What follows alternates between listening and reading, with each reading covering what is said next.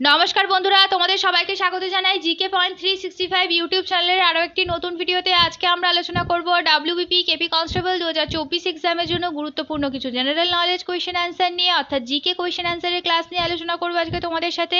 আমাদের এই যে জিকে কোয়েশ্চেন অ্যান্সার ক্লাসের সিরিজটি হচ্ছে, এর মধ্যে যে ভিডিওগুলি আসছে প্রত্যেকটি ভিডিওই কিন্তু তোমাদের জন্য ভীষণই গুরুত্বপূর্ণ। কোনো ভিডিও তোমরা স্কিপ করো না।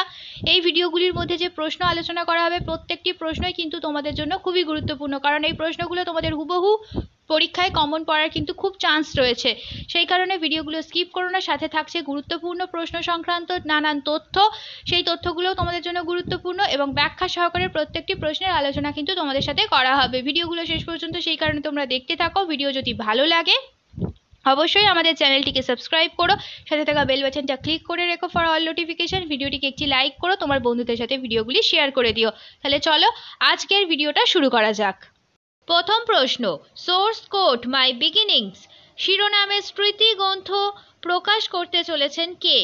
তোমরা যদি সঠিক উত্তর জানো অবশ্যই তোমরা আমাদের কমেন্টে জানাও। এর মাধ্যমে তোমাদের খুব ভালো কিন্তু একটা প্রস্তুতি হয়ে যাবে এক্সামের জন্য।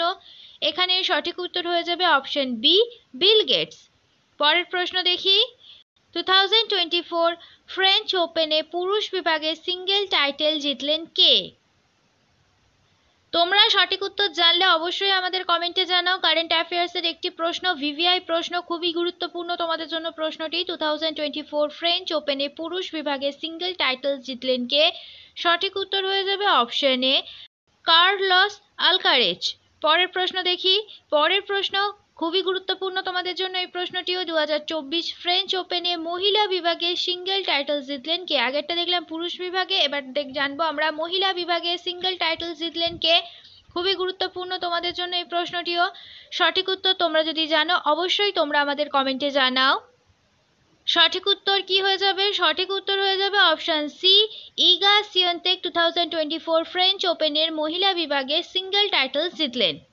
পরবর্তী প্রশ্ন, competition commission of India CCI এর নতুন সেক্রেটারি পদে নিযুক্ত হলেন কে? কারেন্ট অ্যাফেয়ার্স টপিকের আরও একটি প্রশ্ন। সঠিক উত্তর এখানে হয়ে যাবে অপশন এ, ইন্দরপাল সিং।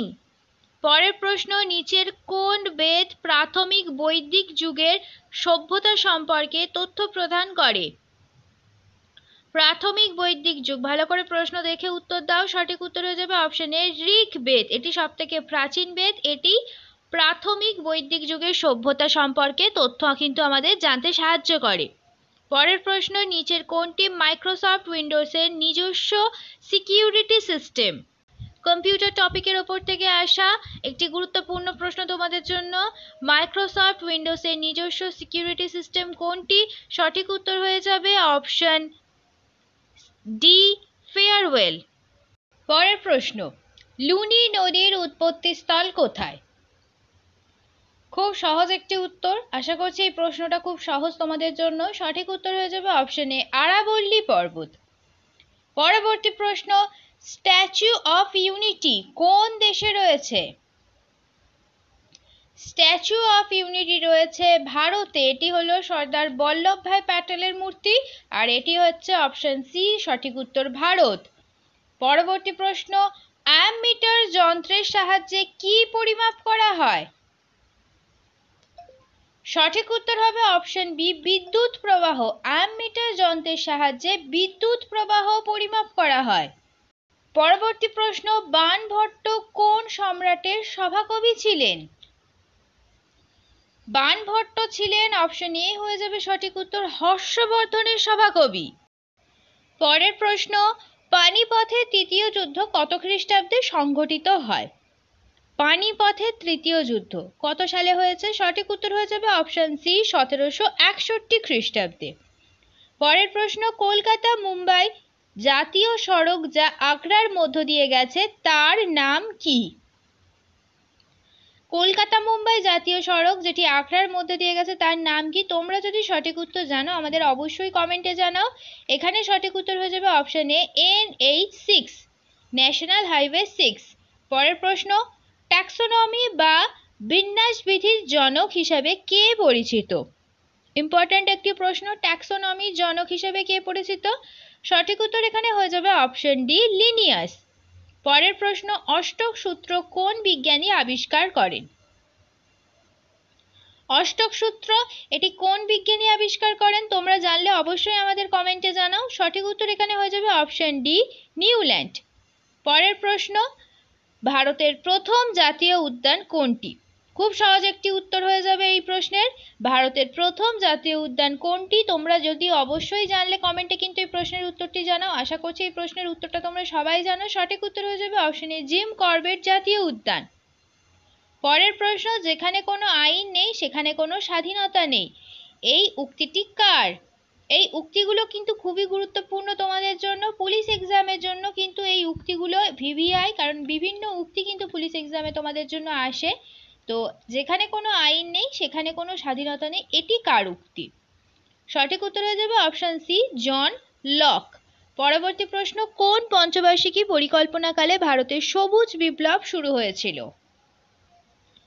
কোন পঞ্চবার্ষিকী পরিকল্পনাকালে ভারতের সবুজ বিপ্লব শুরু হয়েছে? সঠিক উত্তর এখানে হয়ে যাবে অপশন সি, তৃতীয় পঞ্চবার্ষিকী পরিকল্পনাকালে ভারতের সবুজ বিপ্লবের শুরু হয়। পরবর্তী প্রশ্ন, গোখলে মাই পলিটিক্যাল গুরু গ্রন্থটির লেখক কে? গোখলে বলতে এখানে বোঝানো হয়েছে গোপাল কৃষ্ণ গোখলেকে। গোখলে মাই পলিটিক্যাল গুরু এই গ্রন্থটির লেখক হলো অপশন এ, মহাত্মা গান্ধী। পরের প্রশ্ন, বঙ্গদর্শন পত্রিকার সম্পাদক কে ছিলেন?